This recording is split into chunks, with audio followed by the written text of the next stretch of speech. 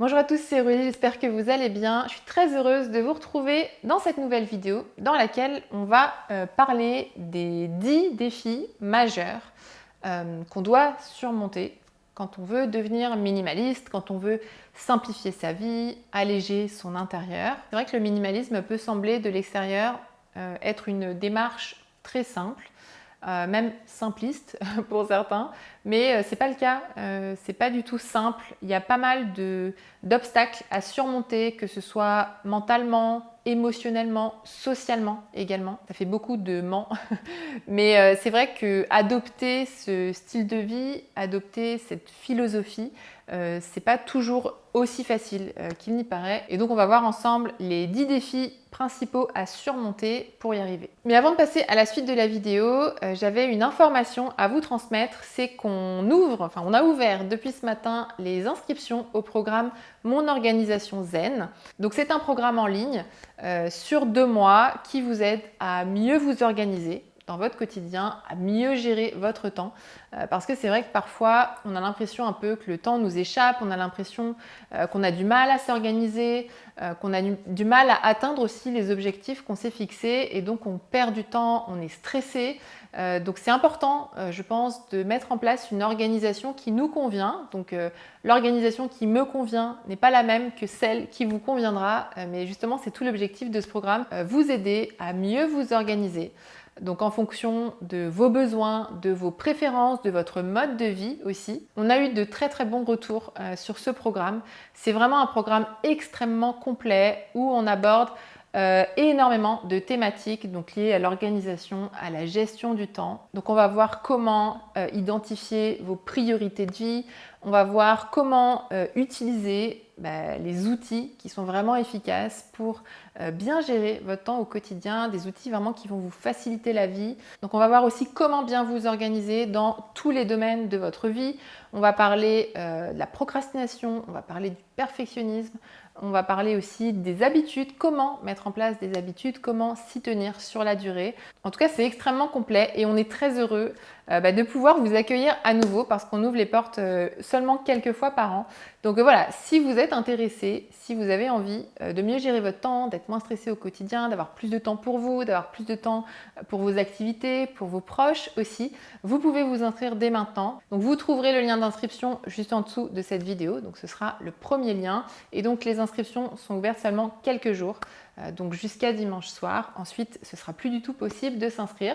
Donc si vous êtes intéressé, inscrivez-vous dès maintenant. Et donc pour revenir au sujet de la vidéo, le premier défi à relever, donc pour devenir minimaliste, c'est de se détacher de la valeur sentimentale des objets. Parce que je pense qu'on est nombreux, et je me mets dedans parce que moi, c'est vraiment ce que je faisais avant, on est nombreux à accumuler tout un tas d'objets qui ont une valeur sentimentale et c'est notamment parce qu'on est en général très attaché au passé. J'avais fait une vidéo, encore une fois à ce propos-là, je vous la mettrai juste ici. Mais moi, c'est vrai que j'étais très habitée par la nostalgie et donc je gardais pas mal de choses en fait qui me rappelaient le passé, sauf que au bout d'un moment, ça fait beaucoup de choses et surtout, c'est pas toujours des choses positives, c'est pas toujours forcément des souvenirs positifs et ça nous attache, ça nous enferme un petit peu dans le passé. Et moi, en tout cas, ça m'empêchait de vivre le présent, de faire des projets pour l'avenir. Et c'est vrai que quand on est très sentimental, c'est très difficile de faire du tri parce que on a l'impression qu'on est attaché à tout et qu'on a besoin de tout garder dans notre vie. Donc quelque chose d'important à faire, c'est de détacher les souvenirs des objets. Ça, c'est vraiment quelque chose, je trouve, qu'on n'a pas l'habitude de faire parce qu'on associe toujours un souvenir à un objet. Quand on veut, par exemple, se souvenir d'un voyage, on va acheter un objet. Alors, des fois, ça peut être très bien. Il y a vraiment des objets souvenirs qu'on aime avoir chez nous, qui nous font du bien, etc. Mais quand c'est à l'extrême, ça peut devenir un petit peu trop. On peut avoir un petit peu trop de choses chez soi et ça peut être oppressant. Donc, vous pouvez très bien choisir de garder une petite sélection d'objets importants. On n'a pas forcément besoin de garder énormément d'objets ou énormément de photos pour se rappeler d'un moment, d'un voyage, d'un événement important, etc. On peut en garder aussi quelques-uns, quelques objets, quelques photos. Un deuxième défi pour devenir minimaliste, pour simplifier sa vie, pour même alléger son intérieur, c'est de gérer les attentes sociales. C'est vrai que le minimalisme peut être mal compris par nos proches, par la société aussi, qui peuvent voir un petit peu d'un mauvais œil le fait de vouloir comme ça réduire ses possessions. Ils peuvent trouver ça étrange ou trop radical et nous ranger un petit peu dans la case bizarre. Et c'est vrai que c'est souvent compliqué de se sentir incompris, de se sentir un peu rejeté, mis à l'écart. On aimerait bien que nos proches comprennent ce qu'on fait, nous soutiennent dans les projets qu'on entreprend et c'est malheureusement pas toujours le cas. Donc déjà le plus important c'est de faire les choses pour vous et de savoir pourquoi vous faites les choses parce que quand on a trop besoin d'être validé par les autres, dans notre mode de vie, dans nos projets, etc. Je trouve que c'est assez insécurisant parce que si jamais on n'a pas cette validation, si jamais nos proches nous disent « Ah mais non, tu ne devrais pas faire ci, tu ne devrais pas faire ça », eh bien on va peut-être arrêter de faire ces choses-là alors que ce sont des choses qui comptent pour nous, qui ont du sens. Donc c'est important déjà de savoir pourquoi vous faites les choses, de savoir pourquoi vous aimez ce mode de vie plutôt qu'un autre et d'être confiant dans votre choix, de ne pas forcément attendre à tout prix la validation, d'envisager peut-être de ne pas forcément être validé par certaines personnes. Après, il y a certaines personnes qui, au départ, ne comprennent pas et puis ensuite, à force de leur expliquer aussi, ça peut être intéressant de leur expliquer votre démarche, eh bien, elles vont commencer à s'intéresser et elles vont finir par vous soutenir dans cette démarche et peut-être même vous y rejoindre parfois. Mais je pense que c'est aussi ça, être adulte, c'est prendre sa propre plume, faire ses propres choix et savoir que c'est pas forcément parce qu'on suit la masse, entre guillemets, en tout cas la majorité des gens, qu'on va être heureux. C'est pas parce qu'on va suivre la consommation classique des personnes, le mode de vie classique de la plupart des gens qu'on va être heureux. On est tous heureux de manière différente. Et je pense que c'est important d'avoir conscience de ça. Un troisième défi pour devenir minimaliste, c'est de lâcher prise sur la surconsommation. C'est vrai que ça, c'est pas du tout évident parce qu'on vit dans une société de consommation qui nous encourage à acheter tout un tas de choses et même des choses dont on n'a pas besoin. Et donc c'est parfois difficile de résister à cette pression sociale, surtout quand on est à l'ère un petit peu des apparences, du prestige, etc. Parfois, on est très influencé pour acheter certaines choses, notamment grâce ou à cause des réseaux sociaux. Et donc, on a parfois du mal à ne pas succomber à nos pulsions d'achat et on va acheter tout un tas de choses dont on n'a pas besoin. Donc, pour surmonter cet obstacle, pour surmonter ce défi, la première chose, bien entendu, c'est de prendre conscience de ses habitudes de consommation. Parce que forcément, si on reste dans le déni et qu'on ne veut surtout pas voir le problème, on ne va pas le voir et on va continuer à faire ce qu'on fait, tout simplement. Et une fois qu'on sait un petit peu ce qui se passe et aussi pourquoi, ça peut être intéressant aussi de creuser le pourquoi, on peut mettre en place des actions simples et alors j'ai fait tout un tas de vidéos sur la surconsommation, je vous en mettrai une par ici, mais une question toute simple à se poser avant d'acheter, c'est est-ce que j'en ai vraiment besoin? Cette simple question, déjà, ça évite pas mal d'achats et ça permet de remettre un petit peu plus de conscience sur nos achats, de ne pas être uniquement dans une consommation un peu réflexe, un petit peu automatique. Un quatrième défi à surmonter dans ce chemin du minimalisme et de la simplicité, c'est d'accepter l'inconfort du changement. Parce que c'est un mode de vie, c'est un processus qui va vraiment vous pousser à sortir un petit peu de votre zone de confort, en tout cas de ce que vous avez l'habitude de faire. Changer de mode de vie, c'est pas rien. Ça nous pousse à nous remettre en question sur plein d'aspects de notre vie. D'ailleurs, parfois on a l'impression que le tri, c'est simplement, oui, faire du tri dans quelques affaires, mais en fait, ça remet en question tout un tas de choses. Ça remet en question la perception qu'on a de nous-mêmes, ça remet en question la vision qu'on a de la vie, ça remet en question peut-être certains de nos projets, ça remet en question des habitudes, ça peut aussi remettre en question des relations. En tout cas, ça peut avoir un impact vraiment sur toute notre vie. Et tout ce changement peut générer beaucoup d'inconfort, beaucoup de stress. Le fait aussi de faire du tri chez soi, forcément, y a de l'inconfort puisqu'on va se séparer de certaines choses. Et c'est pas toujours évident et ça doit pas l'être, je pense.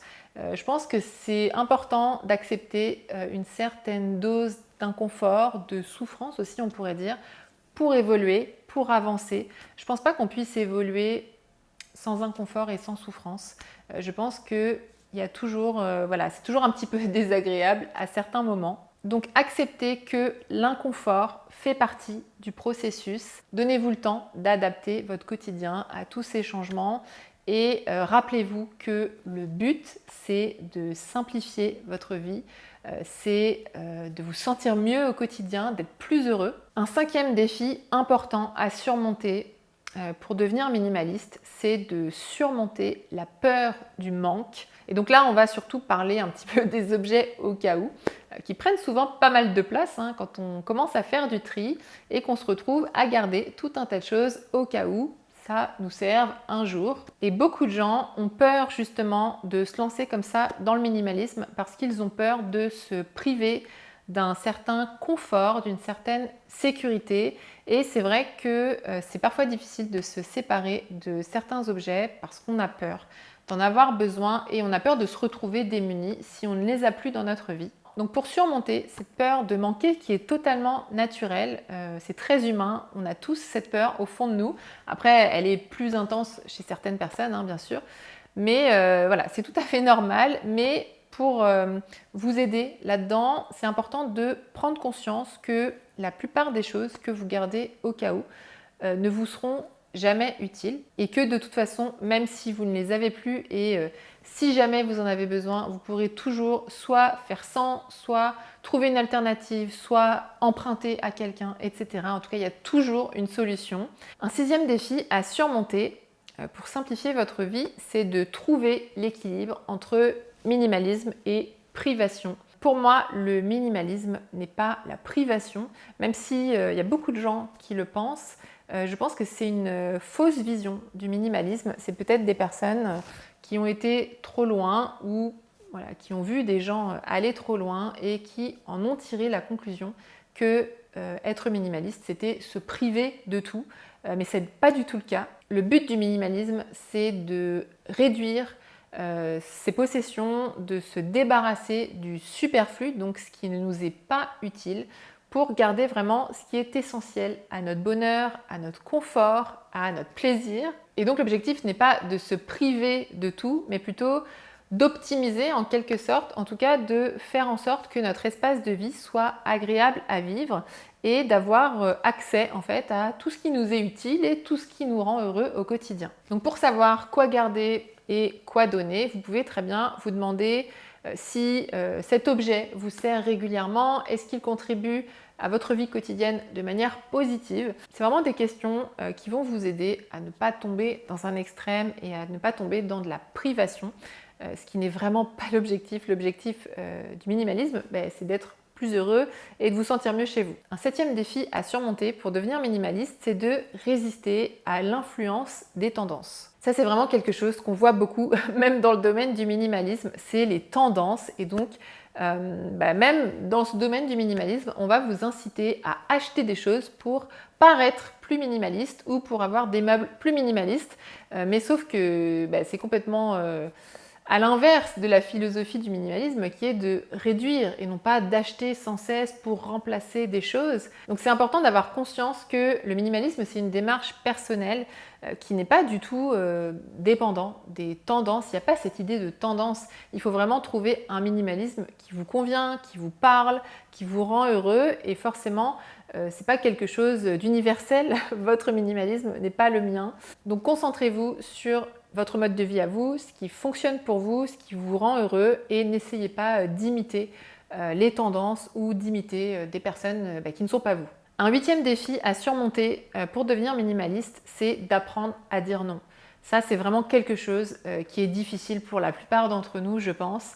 Et c'est vrai que dans un monde où, en plus, l'accumulation est la norme, où le fait d'offrir des cadeaux, notamment, est la norme, c'est parfois difficile de dire non à certains cadeaux offerts par nos proches. Donc ça, c'est vraiment quelque chose qui s'apprend au fur et à mesure. Ça ne peut pas être tout de suite parfait, mais c'est important d'apprendre justement à dire non poliment, fermement quand même, mais gentiment, et d'expliquer vraiment votre démarche à vos proches pour qu'ils puissent s'adapter aussi, parce que parfois c'est pas forcément de la mauvaise volonté, mais des fois les gens autour de nous en fait continuent d'avoir les mêmes habitudes de consommation et donc continuent d'offrir des choses. Donc essayez de leur expliquer votre démarche, essayez de leur proposer d'autres idées de cadeaux ou pas de cadeaux du tout, après ça dépend de vous. Mais si vous leur expliquez, ça les aidera quand même à comprendre pourquoi vous ne voulez pas certaines choses et ça leur évitera de prendre les choses personnellement parce que ça peut être blessant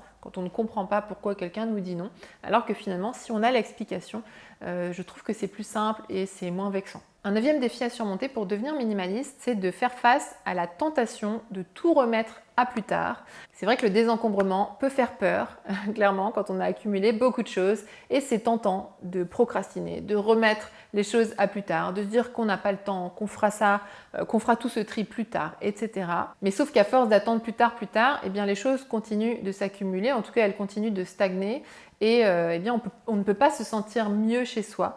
On est obligé de rester un petit peu dans ce désordre et ce bazar qui joue beaucoup sur notre mental, sur notre santé mentale, sur notre santé émotionnelle, sur notre santé physique aussi parfois. Donc pour faire face à cette tentation de remettre toujours les choses à plus tard, c'est important de découper le désencombrement donc en plusieurs étapes, d'y aller vraiment progressivement, de commencer par quelque chose d'assez petit. Le fait de commencer comme ça par petit, ça rend la tâche beaucoup moins intimidante, ça permet d'avoir des résultats visibles rapidement, de voir des progrès, d'être content et du coup ça nous motive à continuer. Et enfin, le 10e et dernier défi à surmonter pour devenir minimaliste, c'est de remettre en question ses valeurs et sa vie de manière générale. Parce que quand on change de mode de vie, forcément, on doit accepter qu'on a vécu d'une certaine façon jusqu'à maintenant, qu'on a peut-être été dans la surconsommation, qu'on a accumulé des choses dont on n'avait pas besoin, qu'on a peut-être gaspillé de l'argent aussi de manière inutile, qu'on n'a peut-être pas été très écolo, etc. En tout cas, ça peut faire mal, ça peut être douloureux, ça peut être culpabilisant et c'est vrai que parfois, je pense, il y a des gens qui ne changent pas, qui ne veulent pas se remettre en question parce qu'ils ne veulent pas affronter cette étape justement de se voir comme on a été et je pense pourtant que c'est un passage obligé pour changer et c'est important de faire preuve de bienveillance envers votre version de vous passée parce que vous n'aviez pas les connaissances que vous avez aujourd'hui et qu'on évolue tout au long de notre vie.